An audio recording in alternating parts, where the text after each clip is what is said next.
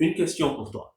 Penses-tu que si Edouard Mendy avait été français, italien, anglais, il n'aurait pas été dans la liste des 30 nominés pour le Ballon d'Or? Évidemment, non. Alors, salut les gars, bienvenue sur Onze pour tous. En fait, aujourd'hui, je ne vais pas vous débriefer un match en particulier. Il y a plusieurs choses dont j'aimerais parler, mais que je n'ai pas eu le temps de le faire dans la semaine. J'étais très occupé. Je vais vous parler, donc déjà, je vais commencer par Edouard Mendy. Ensuite, je vous parlerai de Liverpool et de Sadio Mané qui met 100 buts et de Mohamed Salah qui marche sur l'eau. Et je parlerai aussi du hors-jeu de Mbappé contre l'Espagne, c'est une semaine après, je n'ai pas eu le temps, et du penalty qui a été accordé au PSG dans les dernières minutes contre Angers. Donc, pour commencer par Edouard Mendy, le gars, il est là, il fait une saison de malade mental, il est vainqueur de la Ligue des Champions, il n'est pas dans la liste des 30. Pourquoi? Et les joueurs africains sont toujours victimes de ça. Ils sont toujours victimes de ça parce que ils ont moins de considération. Et je le disais pour Sadio Mané il y a 2 ans. C'est la même chose qui arrive à Edouard Mendy. C'est les gens qui décident de ces listes-là, en fait. Ils se disent, oui, mais attends, ils relativisent toujours la performance d'un joueur africain. C'est arrivé à Eto'o, c'est arrivé à Drogba, c'est arrivé à d'autres. Toujours, on relativise vers le bas. On ne dit pas, non, mais c'est exceptionnel. Pour qu'on dise c'est exceptionnel, il faut qu'il n'y ait personne d'autre qui performe. Mais quand ils sont en petite concurrence, on les écarte, c'est pas possible. Et Mendy, la saison qu'il fait, elle est incroyable. Donnarumma, il est champion d'Europe. Oui, c'est vrai, Donnarumma n'a jamais joué avec des champions de sa vie. Avant les quelques matchs, il en a joué un contre City. So fort.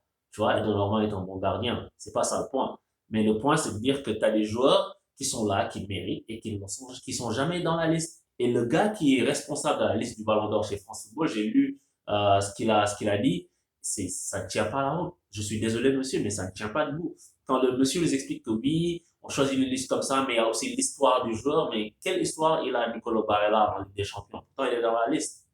Quelle histoire il a, je sais pas moi, Donnarumma, il est dans la liste. Quelle histoire il a un autre. Et si tu veux me parler d'histoire, tu ne me parles pas donc de saison. Tu ne peux pas me dire que le Ballon d'Or juge de novembre à novembre. Ensuite, tu viens me parler de l'histoire du joueur, sa carrière. It doesn't make sense. Surtout pour déterminer les 30. Pour les trois premiers, je peux comprendre. Mais pour les 30, non. Et en fait, je sais que ce que je dis là, des fois, c'est difficile à entendre. Quand tu n'es pas de ce côté-là de la barrière, quand tu n'es pas genre africain, ou quand tu n'es pas celui qui subit entre guillemets ça, tu es de l'autre côté de la barrière, ça peut être interprété comme ah mais il se victimise, non, non, non, le mot à la mode, tu sais.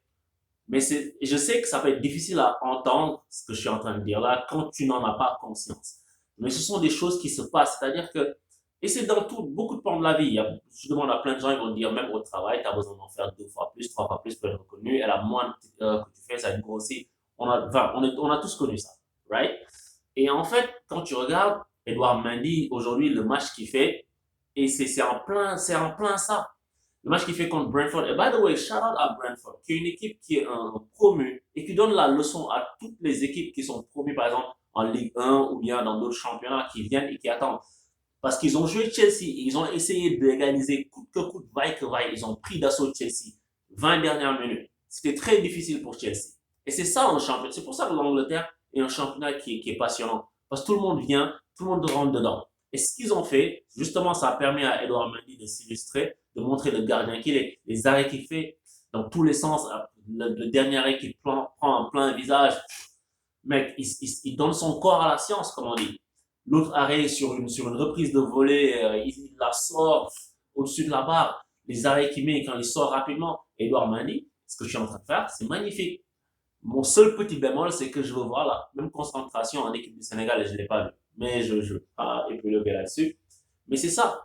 Le gars, il est à son niveau. Et pourquoi il n'est pas dans les 30 premiers du Ballon d'Or? Je pense que pour le Ballon d'Or africain, là, c'est lui, cette année.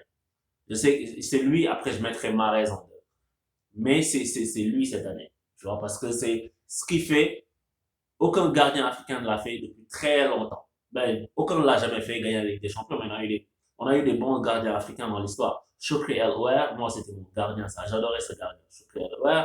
Des gars comme Alain Guamene, des gars comme Joseph-Antoine Bell, on a eu des grands gardiens, Thomas Kono, tout ça. Mais Edouard Mendy, ce qu'il est en train de faire, c'est juste fabuleux. Donc je voulais prendre quelques minutes pour magnifier ça. Ensuite, je vais parler de Liverpool parce que Liverpool, en ce moment, il y a des choses qui me font plaisir quand je les regarde jouer. Je ne vais pas analyser le match contre Watford parce qu'il n'y a rien à dire. Il y a juste une seule équipe sur le terrain. L'autre équipe n'était vraiment pas au niveau. Tu vois, Watford, ils n'ont rien montré du tout. Rien que dalle. Leur première action, je pense, c'est à la 58e minute avec une frappe d'Ismaël Assar. Mais Liverpool, il y a quelque chose qu'il faut remarquer, c'est que Sadio Mané est un joueur de très grande classe et qu'il est en train de reprendre confiance. Il a repris confiance. Pourquoi? Je ne parle pas juste du but. Il y a une action où Mané prend le ballon, il efface son adversaire, il le dribble et il passe. Ça fait longtemps que Sadio Mané n'a pas fait ça. Et ça, c'est un signe de confiance. Et c'est ce qu'il faisait tout le temps quand il a commencé à jouer à Liverpool. Les 3 premières années, je te dirais. Il prend la balle, il court vers toi, tu es en panique. Tu sais pas ce qu'il va te faire. Et les supporters de Liverpool disaient souvent que même Sadio Mané ne sait pas ce qu'il va te faire. Il passe. Et ça, c'est un joueur qui est en grande confiance. Bravo à Mané. Et je pense que l'équipe nationale, ça a servi à le booster aussi. Parce que quand il met ses buts, quand il vient au Sénégal, que les gens l'entourent d'amour et tout, ça permet de booster sa confiance. Et ça se voit sur le terrain. Et aussi le fait qu'il joue avec Firmino, c'est plus propice à lui pour mettre des buts que s'il joue avec Jota. Parce que Jota, il traîne plus dans la zone de vérité que Firmino qui vient pour décrocher. Et Firmino est quelqu'un qui aime faire jouer ses partenaires. Alors que les trois autres sont plus des gars qui sont plus pour marquer. Surtout, Salah, c'est autre chose. Mais voilà, donc Sadio Mané sur le premier but, magnifique extérieur de Salah, et je vais en parler dans un instant. Il vient, il termine en une touche de balle. C'est la grande confiance, Sadio Mané, tu es un grand joueur. Maintenant, il faut dire Mohamed Salah. Mohamed Salah, pour tous ceux qui suivent cette chaîne depuis quelques années maintenant que j'ai créé, Salah, j'ai toujours dit que c'était un joueur égoïste, j'ai toujours dit que c'était un joueur qui ne voulait pas faire la passe à Mané, etc. Mais tout ça, en fait, c'est en train d'être effacé. Salah, cette saison, Mané et Salah ont envie de jouer ensemble. Mané et Salah jouent ensemble. Salah donne le ballon quand il faut. Le plus souvent, il y a une seule action où il aurait pu la donner en retrait pour un deuxième but de Mané, mais il s'est dit, ah, t'as déjà marqué, je vais marquer tout seul. Il a fait un long contrôle. Mais sinon, la passe qu'il met en une touche de balle, première intention, Mohamed Salah, quand il joue comme ça, tu peux rien lui dire. Tu peux rien lui dire. Tu peux juste dire bravo, monsieur Salah. Et là, il mérite son titre Egyptian King. Parce qu'en ce moment, Mohamed Salah, il marche sur l'eau. Et ça, il faut savoir le dire. Quand quelqu'un fait des bonnes choses, il faut le dire. Quand quelqu'un fait des choses qui sont pas bonnes, il faut le dire. Mais là, Mohamed Salah, moi, j'ai juste envie de me lever à chaque fois et de l'applaudir. Parce que ce qu'il fait, quand tu aimes le football, tu aimes ce qu'il fait. Une touche de balle, il donne la balle quand il faut. Et quand il faut aller tout seul, il met le même but qu'il a mis contre City. Il dribble tout le monde, des petits appuis, petites semelles. Il a des sortes de contrôle semelles, Salah, avec des appuis. Il a des appuis très vifs. Il met des crochets, les mecs partent à tir. Il met intérieur pied gauche. Tu sais qu'il va revenir sur son pied gauche. Il te met un intérieur petit filet enroulé. Mais Mohamed Salah, homme du match, je suis d'accord. Même si Firmino met un triplé, Mohamed Salah, homme du match, il n'y a rien à dire sans conteste. Là, en ce moment, il est vraiment en feu. Les gens disent Salah Ballon d'Or, je ne suis pas d'accord. Parce que Ballon d'Or, c'est pas juste sur quelques matchs. Mais depuis le début de la saison, je pense que c'est avec Benzema, c'est les meilleurs joueurs que je vois depuis le début de la saison. Depuis, allez, septembre. Salah, c'est là, en fait, pour le titre de Ballon d'Or africain, je pense que c'est trop tard. C'est trop tard dans la performance générale de toute la saison parce qu'Edouard Mendy est devant. Mais sinon, en ce moment, il est vraiment exceptionnel. Et Liverpool va être une équipe à surveiller parce que si tu as Salah, Mané, Firmino qui retrouvent leurs automatismes, ça va être très compliqué pour les autres. Et pendant 1 an et demi, Salah et Mané ne jouaient pas ensemble. Et maintenant, ils sont en train de jouer ensemble. Et ça se voit dans les buts. Mané, à chaque fois qu'il marque maintenant, Salah lui donne la passe, il va célébrer avec lui. Avant, chacun allait célébrer de son côté. Après, l'autre allait venir à la fin faire une petite tape, il part. Mais là, il se tape la poitrine et tout. Et c'est beau à voir. Et c'est ça le football. Et je pense que c'est peut-être parce que Salah, en ce moment, Mané, quand il a eu sa saison l'année dernière, qui n'était pas sa meilleure saison, Salah a senti qu'il avait pris le dessus en termes de statistiques, etc.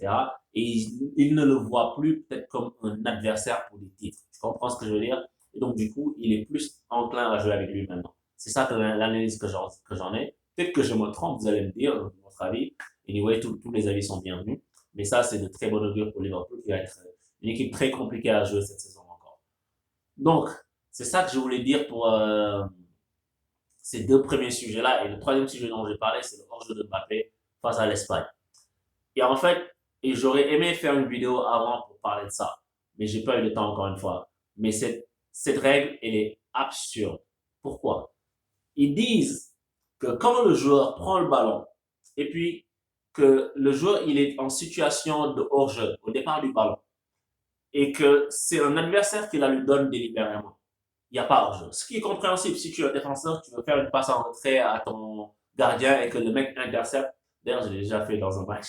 Le mec intercepte et il marque, il n'y a pas hors-jeu, c'est toi qui as donné la balle, tu aurais dû regarder. Mais maintenant, ils disent, le fait que le gars soit hors-jeu et que le défenseur essaie d'intercepter la balle et qu'il n'y arrive pas, il n'est plus hors-jeu. Mais that's crazy. Parce que ça veut dire qu'en fait, le défenseur, lui, il doit juste croiser les bras, il doit être arbitre de touche maintenant, il doit dire, ah, lui, il est sûrement hors-jeu, je ne vais pas jouer la balle. Mais le défenseur ne sait pas si le gars est hors-jeu ou pas, il faut qu'il joue la balle. Déjà, on demande aux défenseurs de se couper les mains dans la surface, maintenant on leur demande de ne pas défendre, de savoir qui a hors-jeu. Mais oh, réveillez-vous, je ne sais pas qui fait les règles, mais c'est des règles bidons. Un des problèmes du football moderne, c'est qu'il y a des mecs qui s'ennuient, qui voient des choses qui marchent parfaitement et qui se disent qu'est-ce que je vais mettre mon grain de sel là-dedans pour mettre mon empreinte, dire que moi j'ai changé ça, je vais faire évoluer le jeu. Non, if it ain't broke, don't fix it. Pourquoi changer un truc qui marche?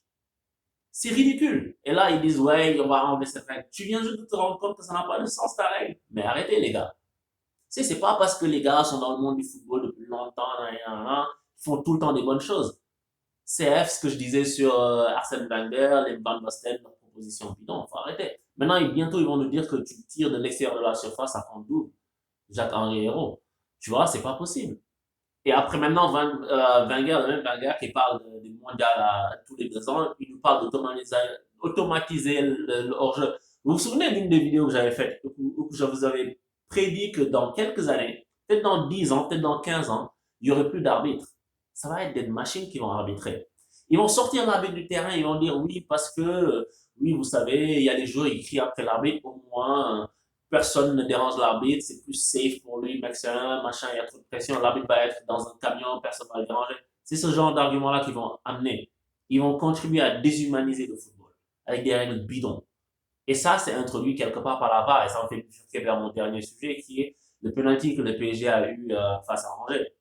Moi, je suis anti-VAR, tu vois, que la décision tombe de mon côté ou contre moi, je reste constant. Parce que si tu n'as pas la VAR, tu ne vas pas siffler penalty. Avant, il y avait le principe d'intentionnalité ou pas de la main. C'était est-ce que quand il y a main dans la surface, est-ce que la main est intentionnelle ou pas? It makes sense. It makes complete sense. Parce que tu te dis, ok, le gars, il a fait main volontairement ou bien le ballon l'a trouvé là. Et là, un des indicateurs que les arbitres utilisaient, c'était est-ce que le ballon va à la main ou est-ce que la main va au ballon? Et c'est suffisant. Parce que le reste, c'est une histoire d'interprétation. Mais maintenant, quand tu vas voir la VAR, tu te dis que sur un ralenti, tu vas avoir une main. Et forcément, tu vas siffler penalty. Mais le défenseur est bien intact. Et les gens parlent d'une main qui est naturellement, pas naturelle. Mais de quoi tu me parles? Mais ils sont qui pour savoir c'est quoi qui est naturel? Mais la main, c'est partie du corps, mon gars. À moins que le gars fasse un plongeon pour arrêter la balle. Mais écoute, tu ne peux pas dire au défenseur, quand tu tacles comme ça ou comme ça, tes mains doivent être comme ça ou comme ça. C'est ce qui est naturel ou pas. It doesn't make sense. It doesn't make sense. C'est ça le scandale. Le scandale, c'est pas faute d'Icardi ou pas. Il n'y a pas faute à mon avis. C'est un accrochage, les mecs ont fait. Mais le fait qu'il y ait la VAR, c'est ça qui fait qu'il y ait penalty. Et c'est injustifié. C'est comme le penalty que Kimpembe il concède contre Manchester United aussi. Il n'y a pas de penalty. C'est stupide ces règles-là. En fait, il y a plein de choses qu'il faudrait annuler et revenir à des règles d'antan qui marchaient très bien. On n'a pas besoin de ça. La seule chose, moi, je trouve les deux choses que je trouve qui sont de très bonnes évolutions, c'est la goal line technology. J'étais 100% pour, parce que c'est factuel. Et la deuxième chose, c'est le fait que les arbitres puissent mettre une bombe pour mettre le mur à distance. Parce que dernièrement, le mur, il ne se mettait jamais à 9,15 m. Ça, c'est des bonnes améliorations. Il n'y a pas énormément de choses à améliorer au football. Tout ce que tu fais, c'est que tu vas détruire le football. En essayant de... Le mieux est l'ennemi du bien. Parce que tu vois un truc qui marche, tu essaies de changer les trucs. Non. Il y a des choses qui sont des avancées, mais il n'y a pas une grande marge pour des avancées, je trouve, dans le football. Contrairement à ce que pensent des Wenger, des machins. Donc, c'est ça que je voulais dire aujourd'hui. Dites-moi ce que vous en pensez sur tous ces sujets-là que j'ai soulevés. Comme ça, on discute tranquillement ensemble. Je suis là dans les commentaires, comme vous le savez. Et évidemment, je souligne juste une dernière chose. J'aimerais qu'on garde, et je suis vraiment très fier de vous, les mecs qui suivent 11 pour tous, les mecs qui commentent sur 11 pour tous. Like, je suis très content que vous soyez sur la chaîne parce que je remarque qu'il y a du niveau dans les commentaires et les gens sont structurés. Il y a pas, c'est pas comme dans beaucoup de plateformes que je vois, et je parle pas juste de YouTube, où les gens s'invectivent, s'insultent, ça sert à rien. Ça arrive des fois, mais, tu sais, et vous n'êtes pas obligé d'être d'accord avec tout ce que je dis, of course. Vous pouvez toujours me donner votre avis contraire. On peut juste en débattre de façon civilisée, tranquille. Je suis très ouvert à ça, je suis très ouvert à la contradiction, mais il faut venir avec des arguments. Ciao!